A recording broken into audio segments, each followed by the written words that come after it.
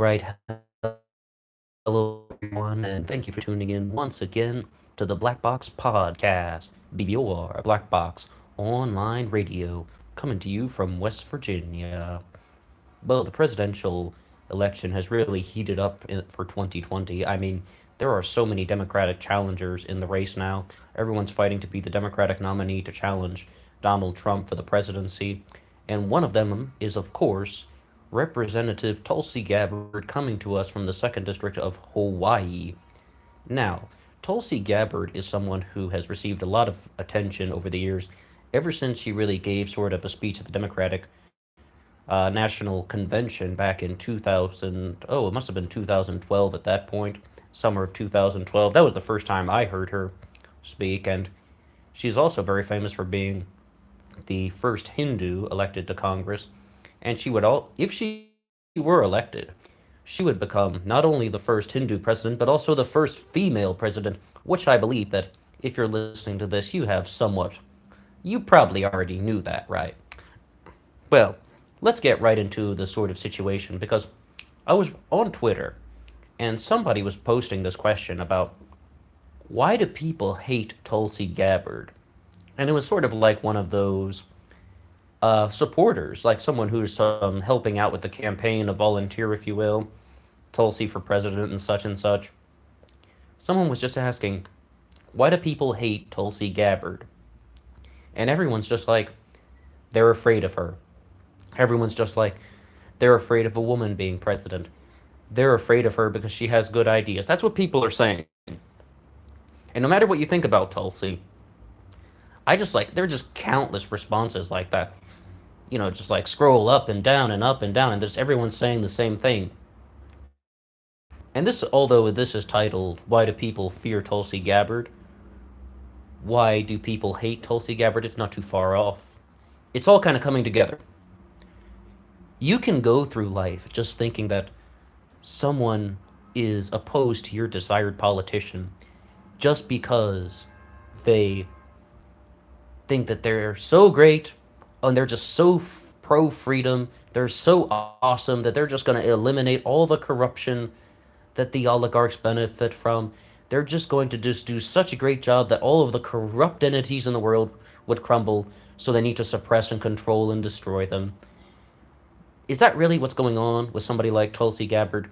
Why is it that people don't like Tulsi Gabbard? What's really going on with her? There's quite a lot to say, actually. We've talked about this on this channel multiple times when we've mentioned that there are a couple of people who really say that Tulsi Gabbard is someone who has connections to right-wing hate groups in India, particularly the BJP, which we kind of did an upload sort of dispelling that myth.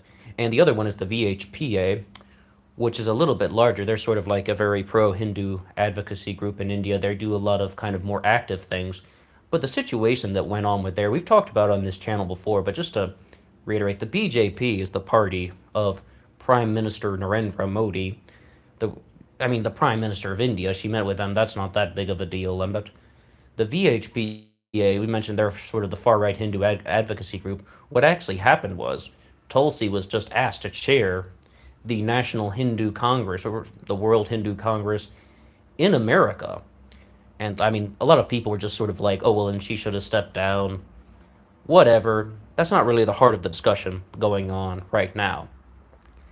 I'm going to just sort of say the sort of thesis statement to this whole thing is people are either afraid of Tulsi or they hate Tulsi because they don't understand her. Listen to what we just said about, meeting with these groups from India.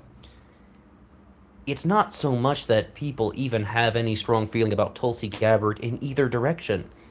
It's just that they don't understand her brand of politics because she's not a soundbite politician.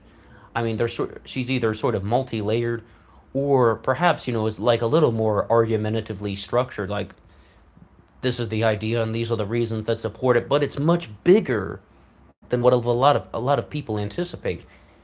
I mean, I'm not going to lie to you. I was rather surprised when I heard that Tulsi Gabbard supported the Assad regime. She said very clearly, I believe even on her website, that she supported the Assad regime in Syria. Most Democratic politicians would completely stay away from that. They would never just voice it like that. But the reason why is because I believe it's tied to things like non interventionism, it's tied to things like not making the military conflict worse, and also, if I recall what Tulsi stands on that, is that the Syrian civil war is not just the Assad regime versus rebels. There are actually multiple different entities, not to mention the Americans and the Russians, and it's almost just like stopping the problem before it starts, if I recall correctly. And she also doesn't agree with the chemical attacks in Syria being legitimate, something of that nature. But that's the whole point. Everything needs an explanation. Tulsi is not a soundbite politician where she's just sort of like what the way that a lot of people try to characterize politicians on the left is free healthcare, free education, free housing, those things. That's the way they try to just sum up some of the politicians on the left. You can think of a few names that come to mind. But in reality, Tulsi Gabbard is just someone who is quite different. And if she's different, that means a lot of people just aren't going to be in complete tune with what she's saying. So that's just sort of it. I just think the biggest issue with her is that people just don't understand her brand of politics. She is somewhat left, but she's also just somewhat outside the box. And that's not necessarily a bad thing. Once again, that's not a statement for or against. It's just that the real thing to note is that you need to recognize that not all people are just going to just bow down and accept someone's brand of politics. And there are all these people that are saying, oh, they're afraid that she's a woman. They're afraid that because she's different. They hate her because she's a woman. They hate her because she's different. No, that's not really how the game works. Granted, there are some people out there who are anti woman, but it's not as much as people think. The larger part of the issue is that they just, it's difficult for her to convey her message to crowds that are unfamiliar with all the specifics of her platform. When we want to examine some other things that are going on with the 2020 election, a lot of people have been asking the question, do the Democrats go far to the left, or do they go for someone center left or a moderate? This is an enormous question that's being asked in the Democratic primary. The arguments that have been put forward are sort of like, for going to the left, they're just like, change does not happen from the moderates. Change does not happen by people who are just trying to move their politics to the center. Change only happens when people become more progressive, being opposed to slavery, being opposed to segregation, even being opposed to some of the wars. Like, all of the things like that are extreme progressive causes. That's one school of thought. And now they're trying to tie in other things like universal healthcare, universal education, universal pre-K included in that now. That's on one side. And the other side is saying our country is so polarized and fractured, we need a centrist moderate Democrat in the White House.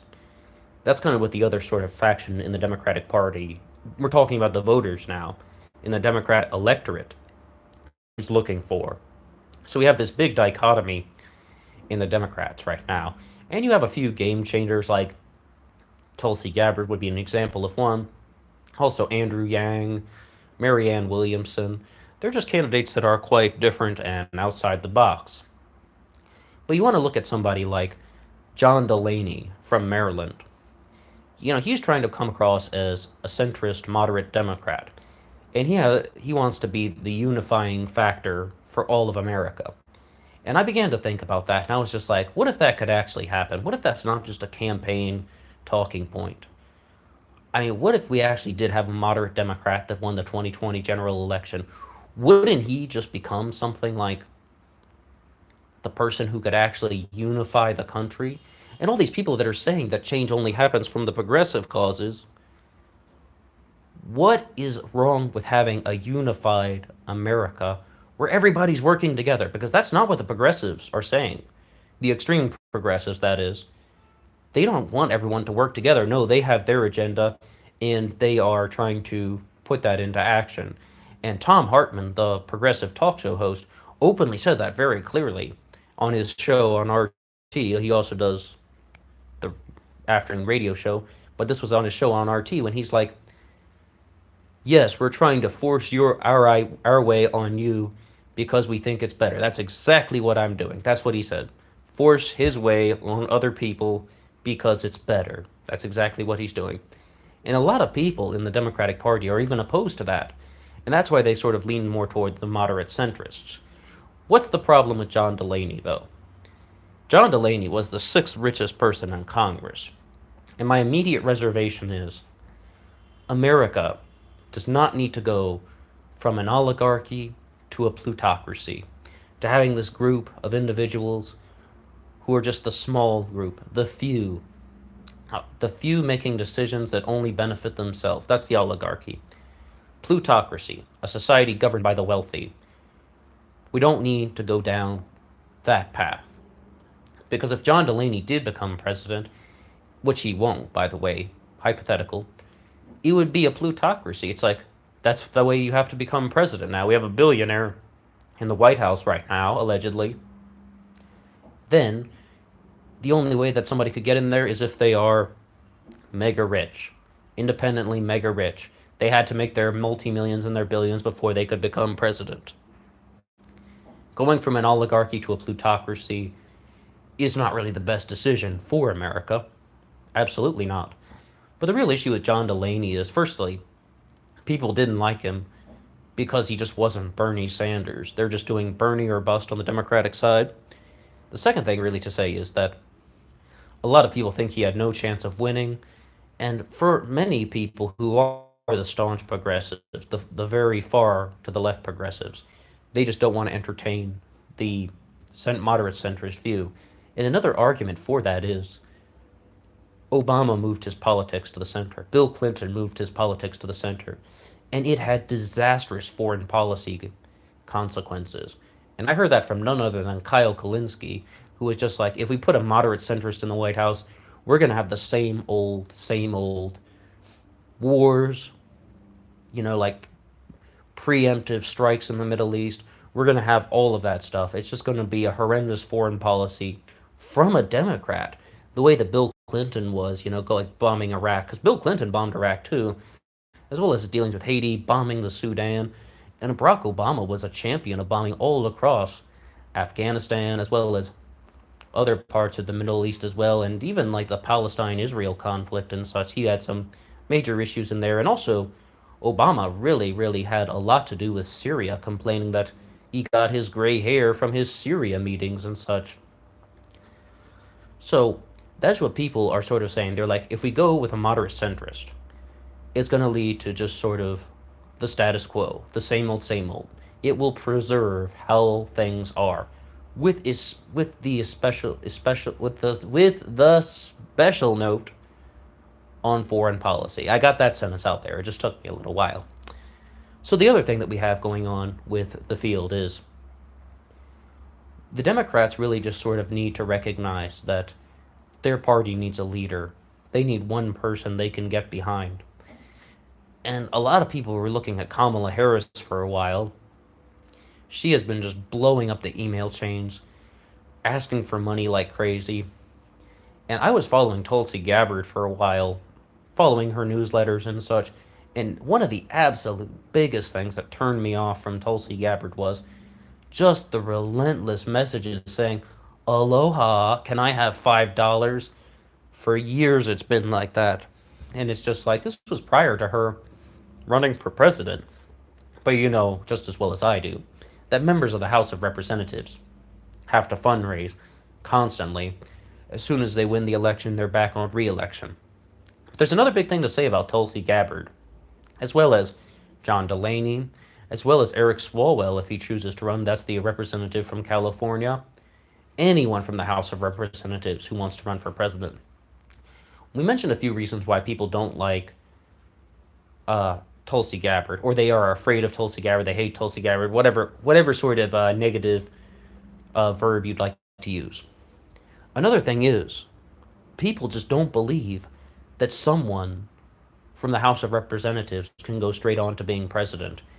And I forget if it was it John Delaney or Tim Ryan was saying that many people don't succeed in going from the House straight to the presidency because they're always up for re-election every 2 years. So they kind of have to make the decision about how they're going to dedicate their what they're going to do with their campaign and all that. It's just that constant up for re-election thing. Whereas a senator, you have a 6-year term, so it's a little bit of a different playing field. Beto O'Rourke would be another example of a representative straight from the 16th district of Texas who is trying to become president. No one since James Garfield went from the House of Representatives straight to the presidency. And we've said it before, though, that was kind of a technicality because James Garfield was actually the senator elect for Ohio at the time. He had a successful Senate campaign and a successful presidential campaign at the same time. So at one moment, he was the sitting representative for Ohio, as well as the senator elect and president elect, all at the same time. It's a different playing field. I mean, it's an absolutely different playing field right now. And a lot of people are skeptical as to whether or not a representative like Tulsi Gabbard, like John Delaney, like Beto O'Rourke, like Eric Swalwell could go on straight to become president of the United States. It's not to say that any of those four people I just mentioned would be a bad leader. It's just they're like, can they get elected? Because that's what so many people are thinking right now. Can this person get elected? Remember, we have likability and electability. We have the ideas they stand for and the chances of winning. So that just kind of puts up all the nutshell version of Tulsi's policies. A lot of people are not completely clear on her interactions with these sort of right-wing groups from India. A lot of people aren't very clear on some of the stances that she has regarding policies. Not to mention, I mean, we didn't say a word about anything about the allegations from her past, the anti-LGBTQ stuff. I mean, I don't think that's really what they were talking about on that Twitter thread that I mentioned that triggered this sort of podcast upload. I don't think they were bringing up any of her connections to anti-LGBTQ movements. And that happened, though, when she was a teenager, to be honest. And,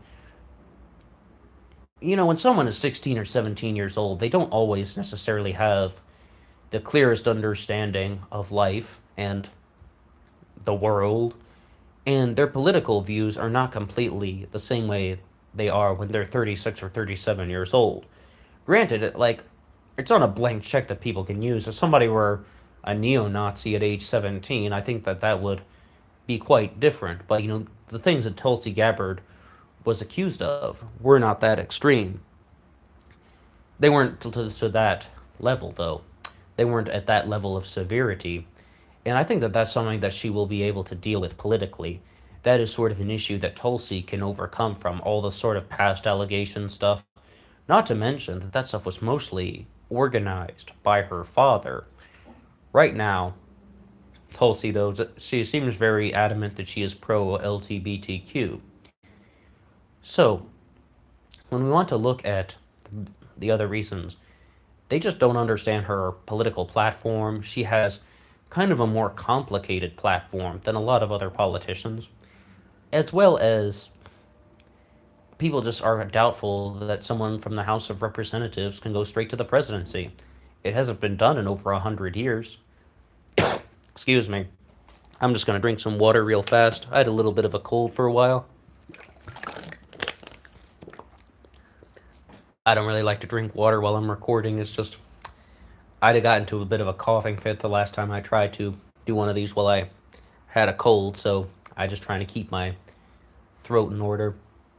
But anyway, that's going to be kind of wrapping up things very shortly. Will Tulsi Gabbard be the next president of the United States? I'm not necessarily sure. I think it's a little bit unlikely now. I repeat, unlikely. But the thing is that there's always the possibility she could be the dark horse, the one that surprises us all. We'll only have to wait and see.